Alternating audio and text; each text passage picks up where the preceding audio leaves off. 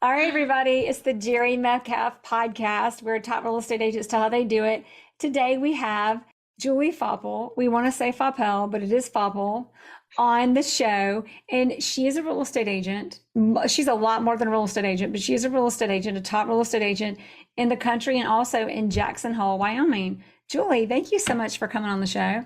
Thanks for having me, Jerry. And thanks too for the nod to Faupel. I tried that at first when I was first married and it didn't stick because we're too Midwestern. So we're just the Faupels, Right. and that's kind of become our own brand. But, it was a throwback. So thanks for that. Absolutely. I mean, I grew up, it's funny, South Georgia is very similar to the Midwest, even though they're very far. Faupel wouldn't pull it. I couldn't pull it off in South Georgia either. It ended up being Fop. I won't even go there, but I get it. All right. So that being said, so you're like, I'm going to tell everybody where you are today. If you didn't hear the intro, if you're listening to this when we stream it, but you run a team, you guys are doing several hundred million a year, about 350 million a year. You've clearly broken a few sales records. You're in a beautiful second home market. And in what led you up to that I know of, you were a real estate agent, you had a real estate brokerage. That brokerage was then bought out by Compass. You now run a team through Compass. And oh, by the way, you also have an organization group called Realm that has some really cool features and technology that we're going to talk for those of you who do know and don't know. So fill in the blanks, and then we're going to talk about how you got started in this business. Then we'll start. Yeah, I love it, Jerry. I love it. Thank you. Well, so, we started our company. So my husband and I moved to Jackson Hole, Wyoming from Michigan 20 years ago and started our business actually in 2008. So right in kind of the throes of the downturn, there was an opportunity in the market and a disruption with a business that had been here for a long time, very reputable and had a commanding market share. We had an opportunity to kind of, take that company and take it to the next level. And so we did that from, it actually started on April 1st of 2009. And we did that until we sold last May to Compass, as you mentioned. And then through that period of time, we grew it. So we had about 110 agents that worked with us. So in 12 years, do not lose your train of thought, but I want to make sure everybody listening is with us. In 12 years, you went from breaking into the business to selling $2 billion. I think it was a $2 billion brokerage. It was about a $2 billion brokerage. And so, we continued to grow. And one of the things that we thought was so important was kind of surrounding ourselves with excellence. We didn't want to be the only kind of top producers at a company. So we wanted to be standing shoulder to shoulder with a group of peers. And so that was really what we started to build. And we created this incredibly collaborative culture where we all helped each other out. Everybody really looks out for each other. And that really resonated with this marketplace. It resonated with our colleagues kind of in other markets. And so we continued to grow and grow market share. And so I think we were just shy of about 40% market share when we sold the business. And we continue to sell. And then through those learnings, as you mentioned, Jerry, Realm was kind of conceptualized. So Realm is a virtual community that is built with a technology backbone. So it's essentially what we've done is we've taken the top producers, so the top 1% of any given market, and that's by average sale price and total dollar volume. And we've said, okay, let's take the brand, set the brand aside and really look at the ethos of the agent. And that's who ultimately, we enjoy doing business with. That's who we know we can send clients to, we can refer, and it just kind of cultivates that sphere of influence. And so we started to build this concept kind of first with the company, but then we started to take a look around and say, could we do this on a global level? And could we do it and build kind of use the technology that's out there to help innovate the luxury real estate space? And so that's what we started to build. Wow. So real estate agent to selling your brokerage that was producing $2 billion within 12 years. And that just happened. And in that, you also cultivated a virtual community that is other top real estate agents around the globe who connect through basically virtually meeting, but also connecting through technology and resources that give you opportunities and pull you and your opportunities and your businesses together.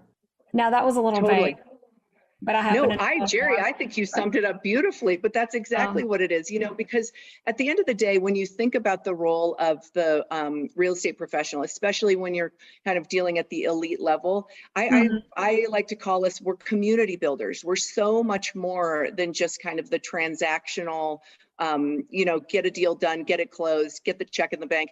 It is all about connecting people and connecting them to a new community, connecting them to a sphere of friends, to new schools, to whatever it is.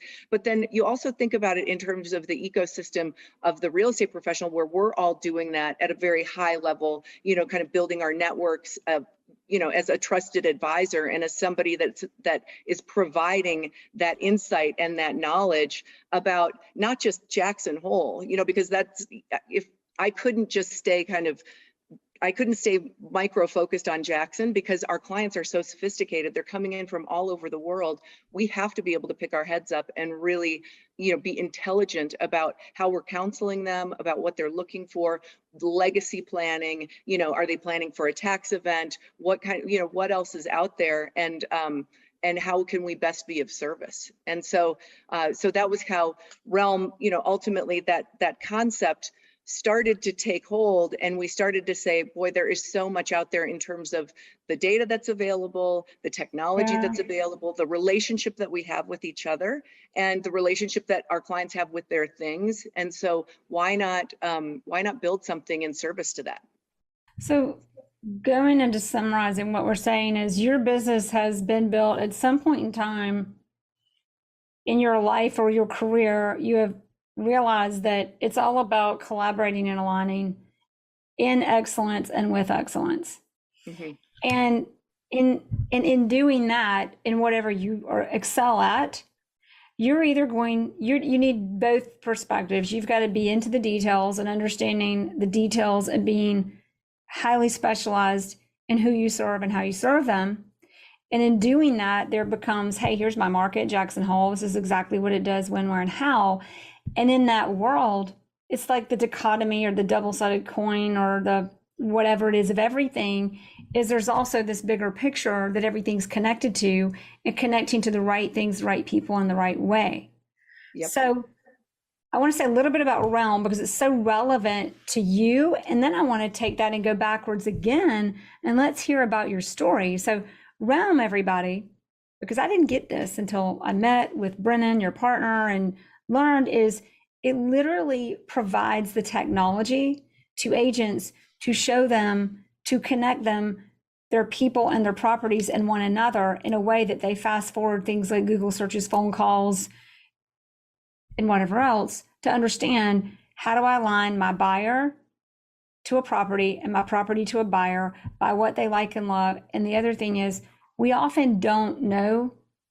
We often don't say the obvious. We don't know what we don't know. We don't know what we're not saying. We don't know what we even want until someone comes and has the tools, resources, ability to listen and know what to look for to put it together. That was still long-winded, but that is the gist of the technologies you have and that you've put in place for people.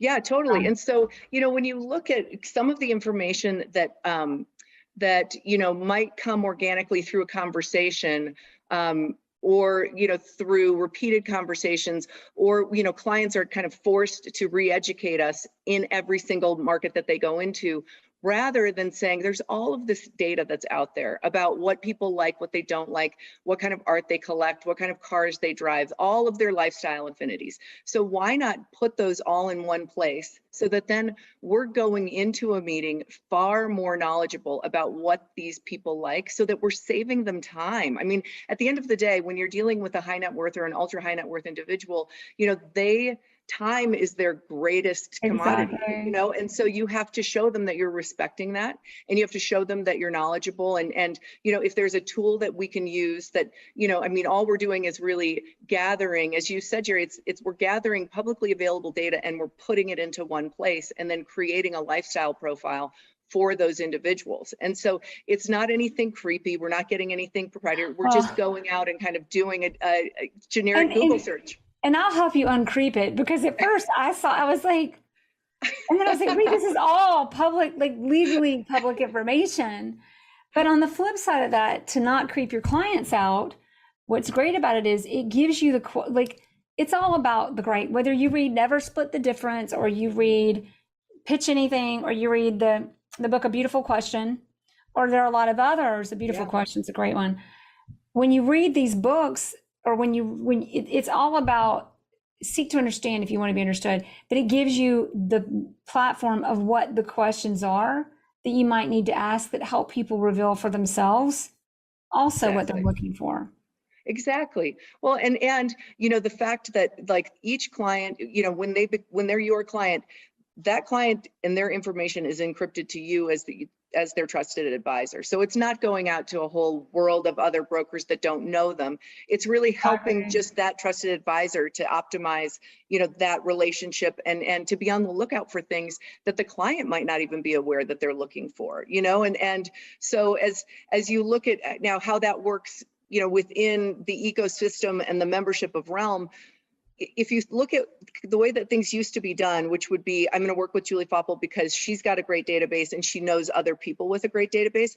Well, now what we're doing through technology is we're actually activating all of the other databases of all of these other top producers all over the world. And we're doing it not by name and phone number so that they can get cold calls. We're doing it by lifestyle profile so that that unique lifestyle profile is assigned to that trusted advisor. And so it connects us so that then we can be the gatekeepers. Exactly. Exactly. Okay. So that's pretty cool. And you might listen and say, well, of course, I could have done that. I knew to do that. I was going to do that. Number one, you didn't. And number two, are you sure? Because the ideas always sound good once they're out there and they seem obvious. How did you, so I'm going to pivot this into your career. There's clearly a path for you. To rewind a little bit, why, you said this, but we're going to ask you and let you repeat, why real estate in the first place? What got you into this business? Yeah, so my husband did. I was in hospitality, and you know, so I worked for luxury hotels, and you know, have always had an affinity for luxury and kind of those incredible experiences. And I'm a little bit of a dork in that I love kind of being a part of something, you know, that is meaningful in people's lives. You know, you think about somebody would go and stay at the Ritz-Carlton where I was working, and it would be the culmination of, you know, of a year of planning or a family trip or, you know, a business traveler that, you know, just wanted efficiency. And those things are meaningful. And I always kind of took that upon myself to make sure that I was treating those experiences like they were my own. And so then you fast forward and I met my husband and we moved to Jackson 3 months after we were married, and he was in the real estate business already. And so he started to have incredible success and the hotel company that I was working for wanted me to move to Sausalito, California. And, you know, we couldn't, so it was one of those moments where, you know, I kind of looked at real estate and the owner of the real estate company at the time had said, you know, why don't you come and run this company? And it's, you know, I've seen what you can do operationally, and he ended up being a great mentor to me. But so we ended up becoming partners with those people who ultimately kind of have helped us foster this incredible career in real estate. But what I've found is that real estate and hospitality are very, very similar, you know, in that somebody's buying a house in Jackson Hole and it's the culmination of something. It is the culmination of a lifetime of hard work. It is the signal that, you know, they're going to have more time with their family, or, you know, it means something. And so, you know, when you treat it like that and you kind of honor each transaction like that, it's really easy to kind of float to the top or to elevate, you know, and I think that that's kind of always been a little bit of my mantra, is that if you're not getting better, you're getting worse.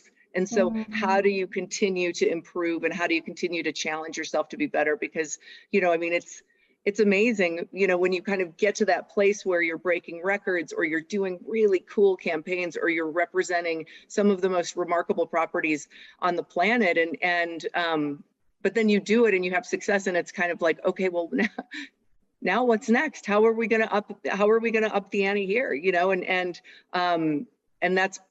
that's been the big challenge, but it's also been a little bit of our secret weapon. And so as we were growing the company and as we were growing our real estate business, this idea that we really should be more connected as a community of real estate professionals who are doing the same thing in different markets.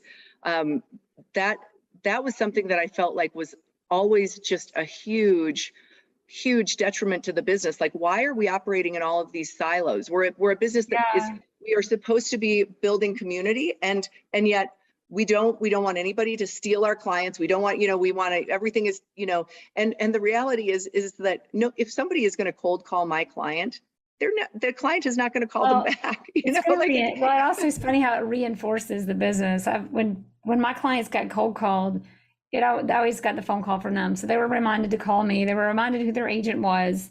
Yeah. To build a relationship. But you said a few things about, two things is, my dad used to always say this to me: you're on either one of two directions to go, better or worse. Mm-hmm. Things never stop changing. It's just going to get better. You decide which direction and just go. It's good advice. And the other one was, you talked about honor. And then also in that honor, a lot of people talk about business development and systems and operations. But your husband had kind of built out a business. You had the business development. You have the experience in operations in general. But the one thing you said we don't hear a lot about is experience. It's culmination, understanding, recognize the culmination of what it took these people to get here and this experience when they came to the Ritz or in hospitality, or now when they're buying a home, is that creating that experience. Because there's not enough conversation about that. How do you know what experience, and how do you really create an experience? And I would go further to say a memory, perhaps, for people. What is that? What is an experience, and how do you make one? Well, I think it's, when you think about it, and it's when you think about people and their relationship with home, right? It's a relationship. There is a genuine care and concern. There is an emotion that is evoked when they walk into their home and they feel a specific way. And I think that's, for me personally, I've always felt like it's this romance, right? And you kind of, you help people fall in love with this place and envision themselves there. And they develop this relationship. They care about it, before it closes, before any of that stuff happens. There is something that is going on that is chemical in their brain, that is, part of their emotions, that is part of, they become passionate about this thing. And I think that has been, certainly understanding that that's really what people want. I mean, it's not like people don't come into a place like Jackson Hole and feel ambivalent about buying a house here. I mean, it's so fun because it's like, oh my gosh, it's not look a at the wildlife. Yeah, right? It's not, even if it was, it's still home. But this is even more to the point of it's very much probably your buyers. It's very much a choice. There's probably not necessarily a sense of urgency about the choice. And it's very emotional and like a lot romantic. There's a romance to it, and how they attach to it. Operations and experience and emotions and romance don't like necessarily register the same parts of the brain. What is your advice on how you engage the two? Well, I think I think that it takes all of them. So my husband is an engineer by background, and so he's very analytical. And so when you look at kind of how we communicate with our clients or how we're running our business, there are certain things that he just does better than I do, and he will always do. But then there are other elements, that are a little bit more kind of the touchy-feely emotional side of things, or the kind of entertaining and making friends and being outgoing. Those are things that, that I love, and helping people feel like they belong. I think a lot of times in luxury, 90% of the affluent are self-made, right? So they're people that have come from, pretty meager beginnings. And so then they can't believe where they are, and so then they want to hang out with people that are just as excited about, kind of what they're doing as they are. And so the more you can kind of help them be excited about that, or kind of help them understand that, you're not alone in this. Like, it's, I like to say, like, luxury is inclusive, it's not exclusive, because how many times have you gone to a party where somebody goes, oh, you don't know what that Chateau Lafite blah, blah, blah wine is. And you're just like, Right. you know what? I want to go. I don't want to be here. Instead of being like, let me tell you a story about why this wine is so special to me, you know, and then because then you're part of something. You're like, oh my gosh, now I love this wine because I made a new friend and they told me it was part of their story, you know. And so the Yeah. more you do those things and you share those experiences, that's what people don't fall in love with, bed count or bath count, or, you know, the fact that it's a kitchen. They fall in love with kind of they're having a Vision. romance with this home.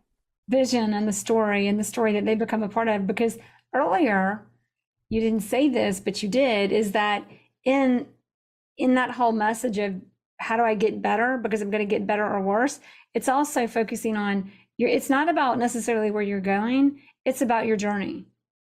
Mm-hmm. And in your journey, in your career, in your journey in working with clients and helping them culminate and create this experience that creates this home, that creates where they want to be, and back to the interconnectivity of what that means to bring it all together for people, which is incredibly valuable.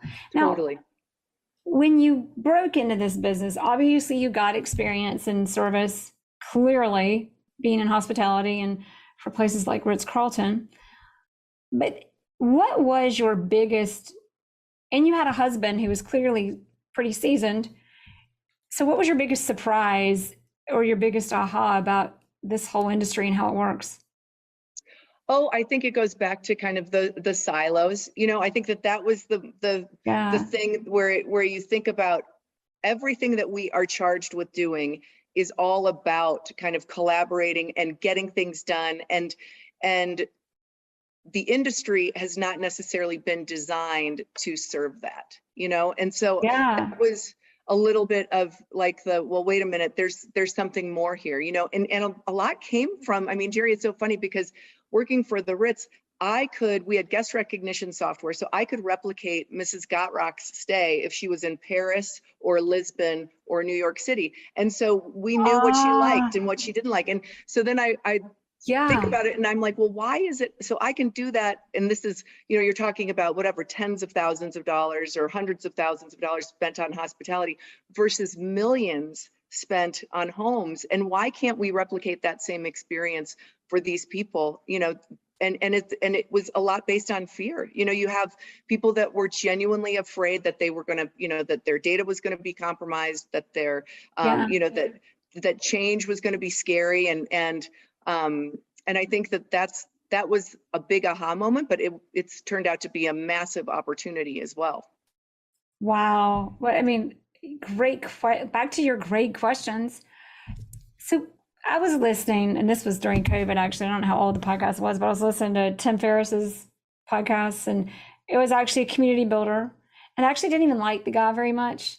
But what he had, there were so many things he had to say, like, not that that matters, but I think it's interesting because he still said something that I was just like, oh, but that's good. And he said, industries that come in, or businesses that come into an industry to dominate, are not the ones who dominate.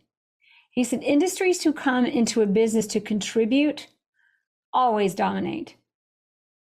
And so when I say that, you're reminding me of that right now, because you're coming into this contributing, and yet you had almost half of the market share, which is unusual. Usually, like, significant market share for a brokerage is like 5%. And you had what, 30 or 40? Yeah. So but I think there's so much more. I mean, again, if you look at the idea that if you just want to be of service, if you just want to contribute, like that's kind of what it's all about, you know, and use each experience to get better. And I think part of it too is that Jackson is a small community. And so this is not a place where you can kind of stab your neighbor in the back, or you can, you know, I mean, we're all friends, and we've all, you know, the real estate brokers, everybody gets along and is very congenial, and, you know, there's enough business to go around. But I think, you know, one of the things that my husband and I both have always said is, you know, you come at things from a place of abundance rather than a place of scarcity, and then that flourishes and it builds more and more and more. And I think that's what we've seen with our business. And it's amazing how true that is, because you could get a calculator and talk about market share and how much there is, but it's amazing how you can spreadsheet all you want because there are too many ways to spreadsheet something anyway. There are certain things like gravity and time that work in certain ways that we even know and we can't explain. There I go getting into quantum physics in a minute, but I won't because I don't really get it because neither does anybody else. But that's kind of the point a little bit. So in that aha, so you're in business, you realize, wait, like it's a little competitive. I came from a business where people weren't spending nearly the same amount of money and we had resources to create experiences and none of that is here. So when you saw that, clearly you've come up with a solution that is beautiful because that is what Realm Global is, everybody. But in the meantime, is that where that idea came from and where your success, like what did you do about it in the beginning? Because we've seen how it's evolved, but what, yeah, so it started out, I mean, yeah, it started out as a, I mean, it started out very different, you know, like as I didn't understand really what big data was. And we're so fortunate to have kind of clients and amazing people around us because of this destination, because of who's buying houses from us. You know, so I would start brainstorming this with our clients and with people in my sphere and say, you know, what if you had a platform that could do this? And like, how come this doesn't exist? And it started to really get legs. And so one of our clients by the name of Tom Grueller, he's a dear friend, and he was at the time the chief marketing officer for Microsoft. And so he starts talking about big data. And Jerry, I mean, I'm like Googling if in the ladies' room, like, okay, big data, what is he talking about? And you know, I'm like, well, of course we would use big data. And, you know, and like, it started to become this thing where we were like, this could really be something amazing. And the more we were talking about it, the more we were like, well, it's because people have a relationship and they're really buying based on their affinity for a specific aspect. And so we started to laugh and we're like, well, we're building Match.com for real estate is essentially what we're doing.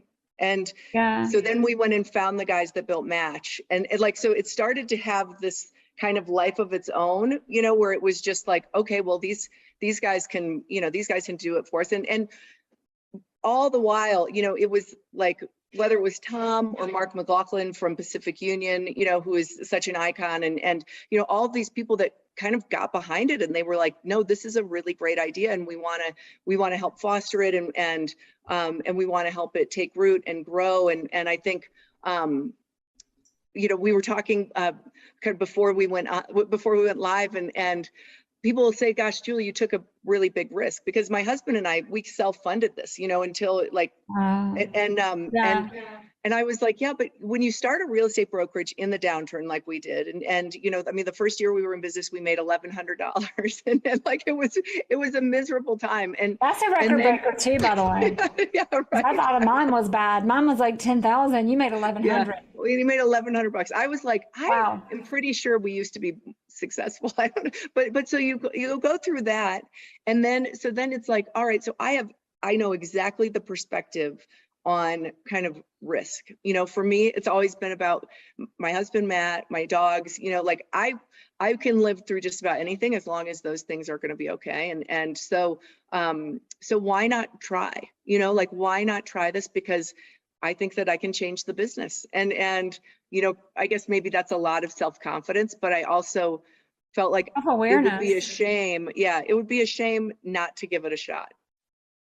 Well, I love, because you said something in an interview that releases before this. We talk a lot about knowing who you are and knowing what matters, knowing what life is about. Like you just said, as long as these things are good, as long as my family's good, my health is good, the rest is good.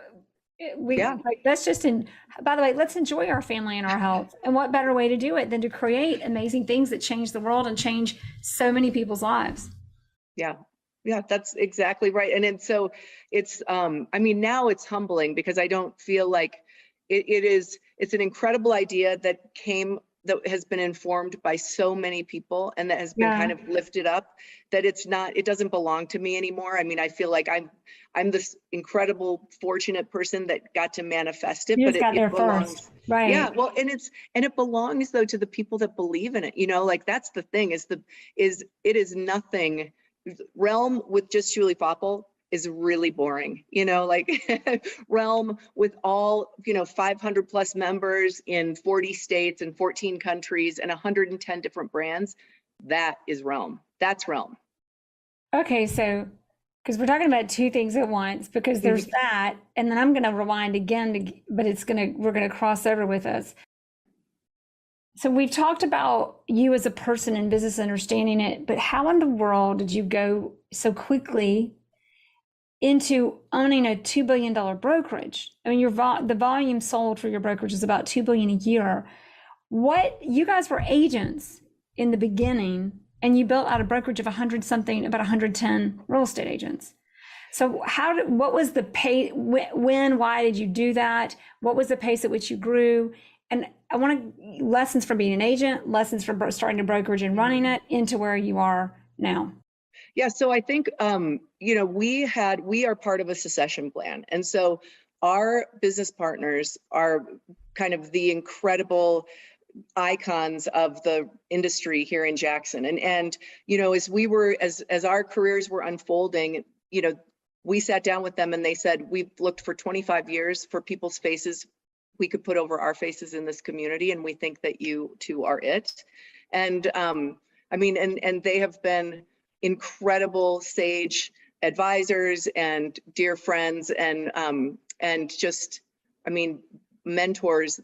It's that they have really created the opportunity for us through a lot of, so as we were starting the new company, we had partners and it was the downturn and nobody had a lot of, there just weren't a lot of resources to go around. But, the company that were starting from, there was a company that had gone bankrupt and we kind of got to take it and start again. So it was so broken that we didn't have to be the bad guys. We got to kind of start all over and choose what we wanted. And then we had this incredible kind of advice from these mentors that had done it. They'd created a company in the 80s and made it into something amazing. And so we were really building on their legacy. It wasn't something that we did on our own at all. It was, was that in 2008 when you decided to move? So it was like back to risk averse. Yeah, that's right. I remember because they were so successful and had said, the company that they had grown over the years had sold and then gone bankrupt, and they said, we want to meet with you guys. And I said, Matt, they're going to tell us that they're retiring and we need to just support them in that. And we sat down with them and they said, Bob Graham, who passed away a couple of years ago, who's an incredible human, Bob said, he said, this is exactly what happened in the 80s. And this is exactly what I built my career on. And I think we've got a hell of an opportunity here. We've got to start another company. And he goes, I just don't have I know exactly what to do. I just don't have the energy to do it. And Matt and I were like, we do. We have the energy. We have the energy. And so he and his wife, Karen, kind of helped to coach us and we ended up rolling another real estate company. It was all just kind of, again, following that inertia and just following where the universe was instructing us to go. We did that. And then, over time, we took on additional partners and then over time bought them out so that, we just continued to grow the thing as opportunistically as we could. Okay. So there's a few things going on here. You're talking about like the universe just pointed me there. Well, then why doesn't it point us all there? I'm being funny, but that's not all of the question, because I think the other thing is two things. There's things happen and you choose to see the opportunities, and there's a lens you look through and a way you see things to identify real opportunities versus what's not. Yes, there's risk. Yes, there's choices. Yes, there's chance. But it's funny how at the end of the day, there's a common denominator of people who land in good places. There's that one.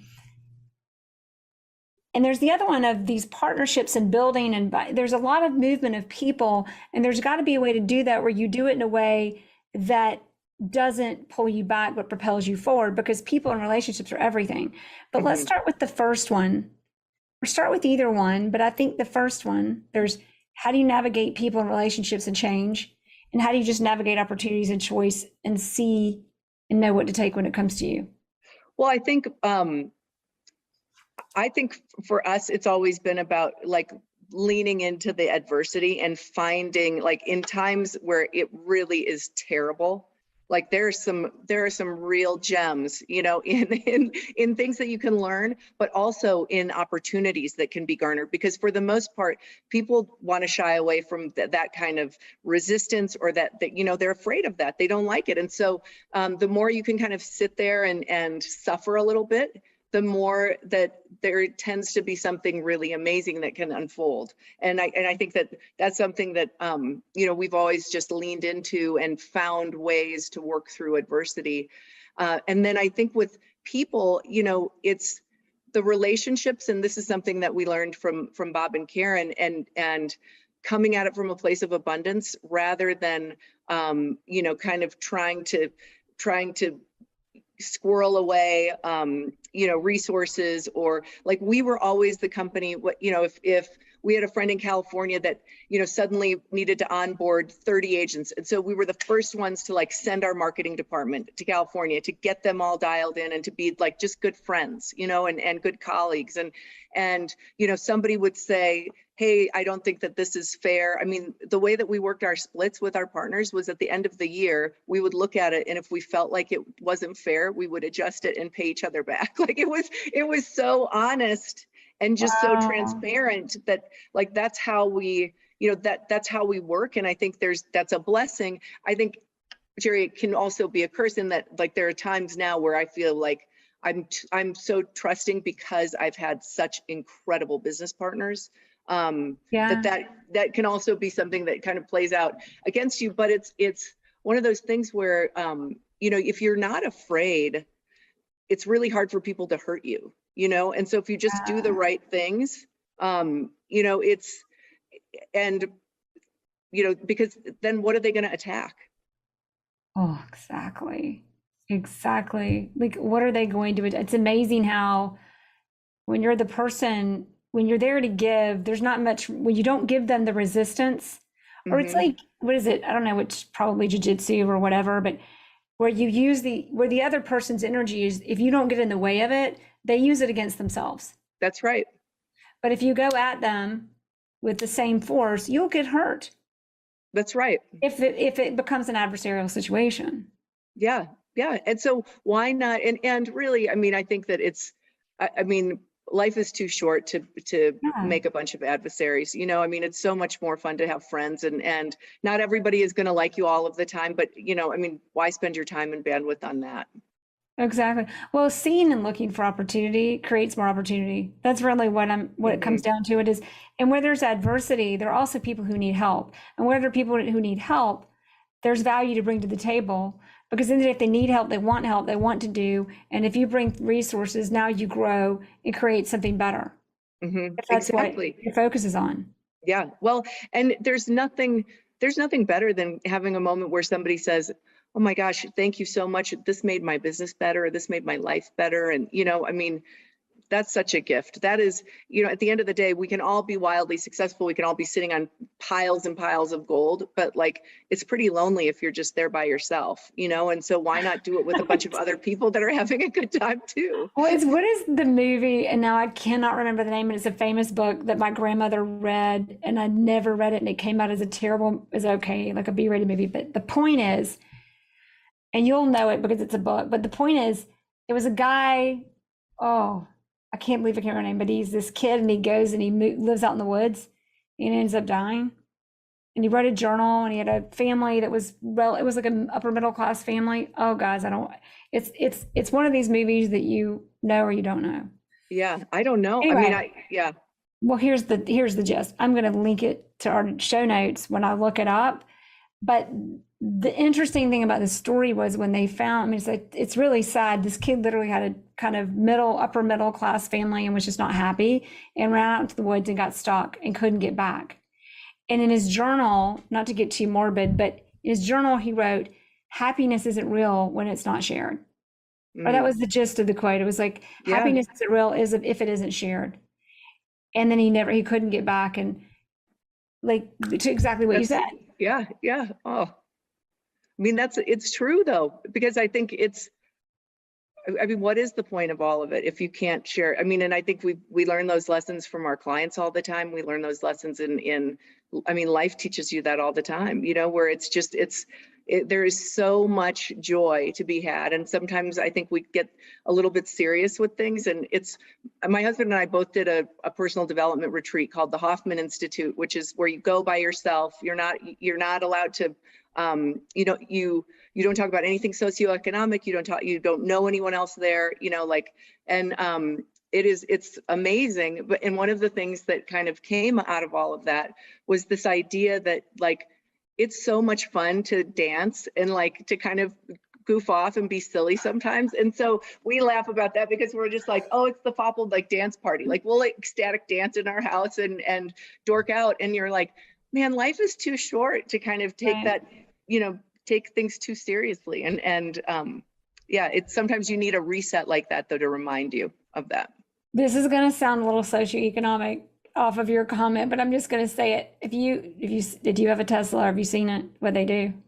Yeah. Yes, I have. I don't have a Tesla, but have you seen the light show? No. Oh, okay. No. Well, it's to the point. I'm rather a fan of Elon Musk, but it really is the point in what someone like him has done, like him or don't like him, or whatever the media is doing with him these days. You have a Tesla. You can do a light show and it has a song and the car flashes a light and dances. And I'm see, this is innovation. This is contribution. Yes. Who needs a car that does a light show? Except I went to see my family this weekend and showed them the light show. And my sister and I danced around the car like fools while the car did the light show, or the kids got bored one day in the parking lot and I made them do the light show in the car. And we all had have fun. Right. Well, and there's something to that, one, there's something to chemicals that are released in your brain when you're experiencing joy. And so there is a wellness joy. Yeah. There's a wellness element there. And I think that there is, there's also that idea, we have to be able to laugh. We have to, because life is funny sometimes. And so you might as well laugh about it. Today's my birthday and I think about it it's, Happy birthday. Mine's in 3 days. Oh my gosh, a fellow Leo. Yeah, see, so that makes sense. It's but so you think about my husband and I have been married for 20 years and I'm kind of man, things don't look the same, or they, things don't feel the same as they did 20 years ago. And you're just well, you got to be able to laugh about it, because what else are you going to do? I just deny it. That's what I do. And then I laugh at the actual, my ability to deny is a riot, but it's okay.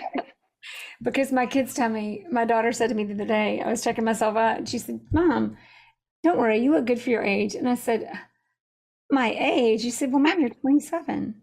I love her. That's a smart girl. You've raised a smart girl. That girl is, she's only 10. So well, really she can smart. Come. I'm going to have a standing job offer for her. You should. Exactly. And we'll be sending her. Okay. So now career. So as you build you're building a brokerage from the beginning, and you're leaning in, and you've talked to us about opportunities, seeing opportunities, people in all of this. If you could narrow it down, your biggest challenge, what do you think the biggest challenge or lesson learned was in all of this, and how you came out? I think it is about, again, I think it's about trust and kind of choosing who you trust. I think that's been, I think because of how I operate, where I come at it from a place of kind of pure trust, people have taken advantage of that sometimes. And that has, that's been difficult, but then it's also, but then I also have to say, it's led to some challenging times, but then it's made me better. And so it's kind of I don't know. I'm such an optimist, Sherry. It's hard for me to say here's the worst thing, because it's all been really. Well, if you create the worst thing that could have, if you think of it, that's how you create it anyway. Yeah. And so, I think it's all led to this kind of where we are now. And I think that's, I'm pretty happy with where I am. So we talked about succession plans, which we didn't really go into detail yet. And there are a lot of agents, especially right now, the market's shifted. A lot of businesses have grown up, have blown out. How do I structure my team? But not only that, how do I transition out without eliminating everything I've built up. What's your advice and how have you done that? Well, I think, as I mentioned before, we're part of a succession plan. And I think it's, it's a part of the business that is really, it's lacking because you've got people that have been top producers. I mean, you think about it, they are producing millions and millions of dollars worth of gross commission income every year. And yet then suddenly they just kind of say, well, I'm going to be done. And it's just going to go off into the free market. And I think our business partners were really smart and intentional about understanding what they wanted to do in terms of transitioning their relationships, but then also transitioning their role within the community. I mean, we're talking about incredible philanthropists, board members, board chairs, donors, benefactors, all of those things. And they realized that there was a huge responsibility that they left as they were transitioning to the next phase of their lives. And so, we spent a lot of dinners together. Like it is so hard to transition a Rolodex. You can't, it's because again, it goes back to, it's a romance. It is those personal relationships. It is that trust. And so having somebody put their endorsement on you, one is a huge responsibility, but two, it takes time and it takes proving and it takes them seeing, so we spent a lot of time having dinner with clients. We spent a lot of time in the community together. We just slowly, and it took about 5 years. And Wow. The amazing thing is that it wasn't something like, I think formulaically we could have looked at it and said, here's what it's going to look like. But what ended up happening is that the business got bigger because as we stepped further into their roles in the community, we started to garner our own attention and our own clients kind of at a different level. And then we were also transitioning their relationships. And so the business got bigger and we needed to take on more, another partner or a junior partner or, more admins because we just had more business to handle. And so, I think now as we look at it, it's an incredible annuity for our partners where they've made introductions and we will pay them on business that is done with those people for the rest of their lives. And so it has equated to millions of dollars in business in terms of business that we've produced, business that we've paid them on, business that overall. And I think it's finding the hardest thing, I think, with the succession plan is it is like a marriage. It is finding the right partner. So it's taking the time to find the right partner and taking the time to do it. And the other thing is understanding it's not like, oh, I'm done, now somebody's here. It's going, just like when you hire an assistant, they're not just going to do things for you that are hard. There are ways and systems to put in place to make sure they're set up to do it well. Same thing for the succession plan and bringing someone into your business. Now, the benefit also of that is you keep talking about abundance and things getting better or worse. And what I'm hearing, the secret is focusing not on just transition, but focusing on getting better and being able to make it better and still walk away from it. And in part of doing that, the time that you guys were spending together, I learned this from somebody that does coaches and speaking. And they said, when you come and you speak, the person who's introducing you, that person's rapport is what's being passed on to you when you come on stage. So when you do a succession plan, your rapport is being passed on. So if you pick the right people, now not only is it kind of contagious, this trust and rapport, but they better be trustworthy people because the contagion goes the other way. But there's also a compound effect of the business at large and your business as the person stepping into that role. Totally. Well, and I think that's, so you look at that and you're giving your endorsement and you're giving, it's a huge responsibility, but it's also an incredible shortcut because you think about like what you're able to establish within a first meeting, whether it's, after an introduction from somebody that they already trust versus somebody that you happen to meet or happen to sit next to, at a benefit dinner or whatever. And so there's, there have been, I think there are some real efficiencies as well. So in that, it's definitely efficient, the compound effect over time in the transition, if you're willing to just take the time to do it. Mm-hmm. In that, it is the right people. Two questions. What do you think made you and Matt the right people? And when you're looking for someone, what do you look for and how do you know they're the right people? So I think for us, it was that the sense of community and that sense of responsibility, and we shared that level of respect and that kind of that sense of ownership of if this community is going to make us successful, we have to make the community successful, and that sense of pride and responsibility. I think we shared that with Bob and Karen above all else. And then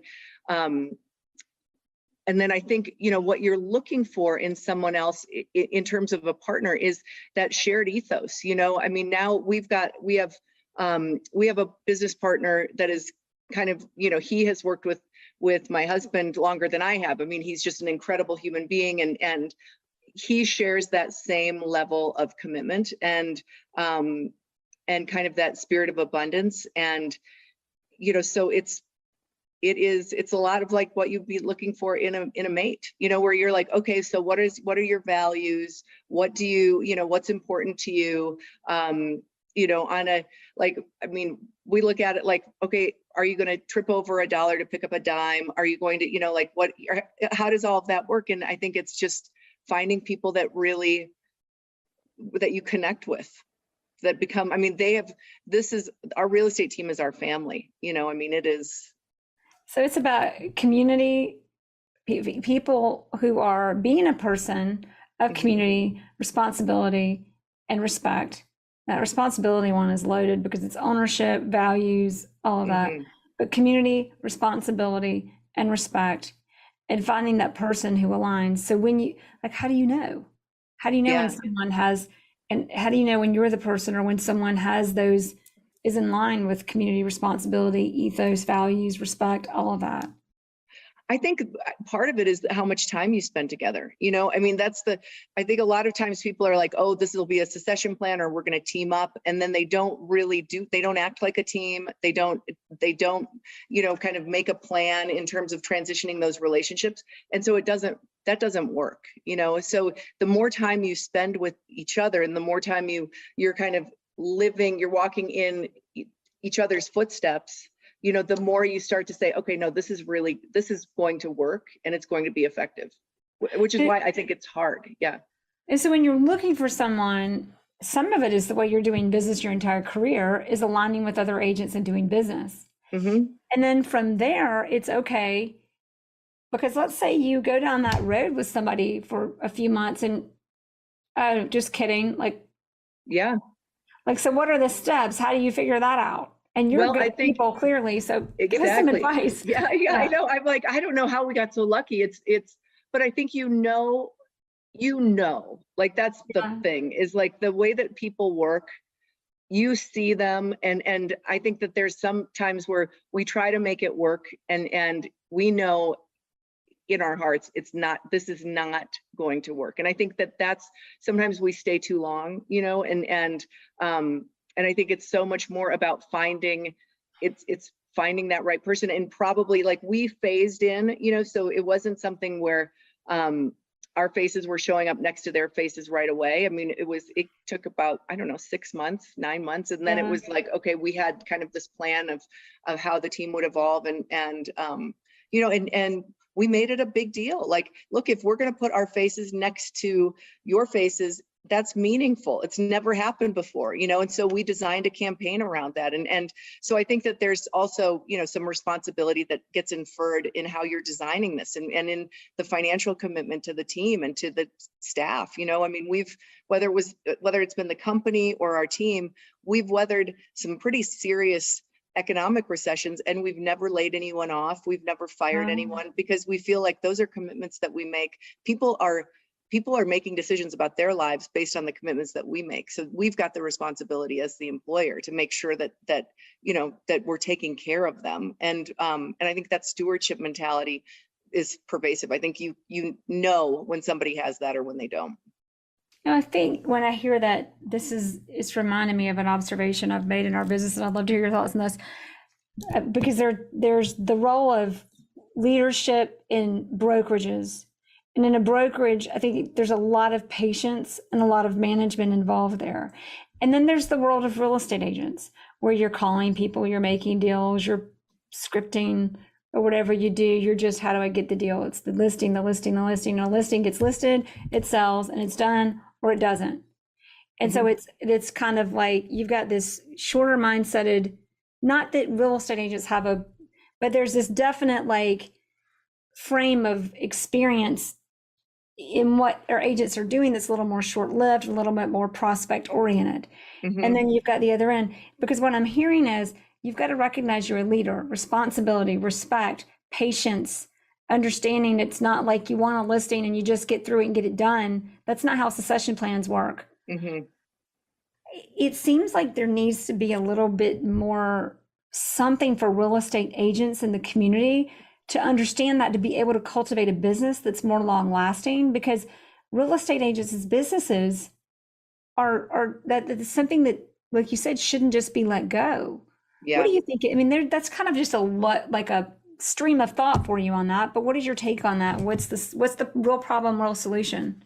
Well, I think that there is a group, I think what's happening in real estate is you've got this bifurcation of the really great agents, and then the transactional agents that are probably going to go away or become really commoditized because of technology. And I think, the great agents recognize that there is a leadership and a stewardship mentality where it doesn't matter if you're working on, a transaction or a listing at the time, or your client needs you for something entirely different. We're there to serve, and that's what we do, and we build these relationships to last. I think one of the places of massive opportunity right now is this, we've got the baby boomers that are, that have about $10 trillion worth of wealth that is transitioning to the millennials and the Gen Zs. And so how we are of service to those generations that speak entirely different languages, that speak entirely different value systems. They're on two different planets. How are we going to be kind of the generational interpreters? Because I think that's really where you start to look at like how people are valuing their properties, or what, and that might not turn into a listing for years, but you've got to make sure that you're there and that you are of service as they're communicating with their children, as they're helping their kids understand what it takes to maintain a legacy property. And these kids are, they don't even look up from their iPhones, and so like, how does that work? And people are starting to transact real estate in the metaverse and all of this other nonsense. Like, there's so much there, right? And so I just gave you a stream of consciousness fact, Sherry, but there's so much. Well, and then you've got the whole cryptocurrency, and I don't know what's going to happen with that. I know there have been some real estate transactions with cryptocurrency, and then that's a rabbit hole. But it goes back into that's a great, and I think too, not to undermine real estate agents in general, but I think it's interesting how the injection or whatever the word is of technology into the world and into real estate, the real estate agent has not been eliminated, especially in luxury, but they have become so much more valuable and necessary. And what is called upon is a much higher level of expertise, not just in market, but in things like the technology realm has to offer, to make sure you're getting people property aligned with the best opportunities, the best properties, buyer or seller. And also in understanding what you bring to the table, because there is you're representing people's portfolios over the globe and over lifetimes and generations. That's right. And so you look at that, and I mean, it's a different level of leadership. I mean, you said the word, it's something it's so different than kind of what you would necessarily lay over a description of a real estate professional when you think about it or you look it up in the dictionary. But it really is. It's like that. There is a level of leadership that has to happen where you are stewarding these families, you're stewarding their wealth, you're stewarding the community. You are looking out for the greater good, and that is something that I think it's a very rare kind of elite group of people that maintain that spot, but they're more relevant than ever. And the resources which back to Realm Global or Realm Global is the website, but it's aligning those people and those resources in a way that the same way Ritz-Carlton does their software to serve people at the highest level possible. That's right. Which makes sense into how your entire career came to where you are today. And there you have it. There you have it. And so now, unless you wanted to add anything, which you'll have an opportunity in my last 3 questions too, but I am going to ask you our final 3. Anything else? No, let's go. Number 1, what has been your most powerful resource in your success?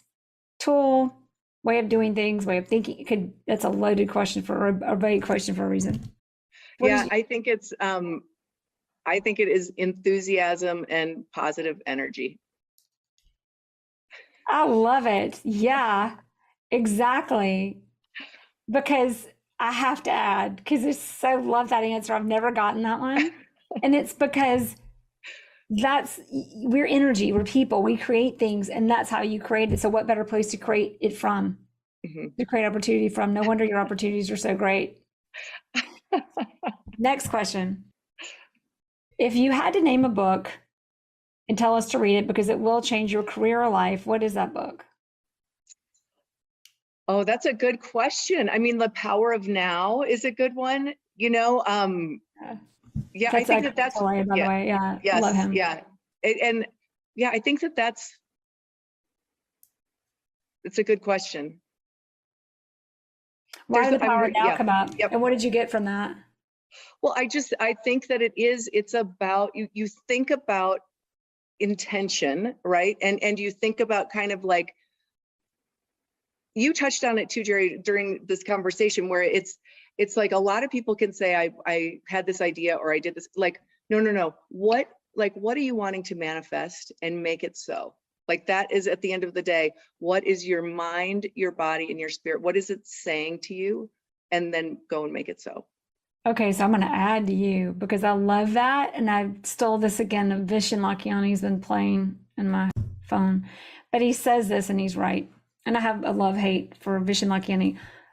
But he says it's not that you manifest it, it's that what you are is what is around you, right? So what you are, if you want something, you can dream and want it all day long, but until you become it. If you want a great spouse, if you want a great business, if you want a great whatever, become what it is that creates greatness. What and who it is that creates it. And that's brilliant. Yeah, that's brilliant. I wish I could claim it. I should have, right? And I'm not even going to edit that out. Okay, last question. That was in Jerry Metcalf's words. So anyway, last question is, of everything we've talked about today, if we're going to forget everything but one thing, which we will not, but what would you tell us to take away and remember today? I think that I know what you are afraid of, and know kind of what you're willing to gamble so that you can take some risks and you can do some things and you can change the world.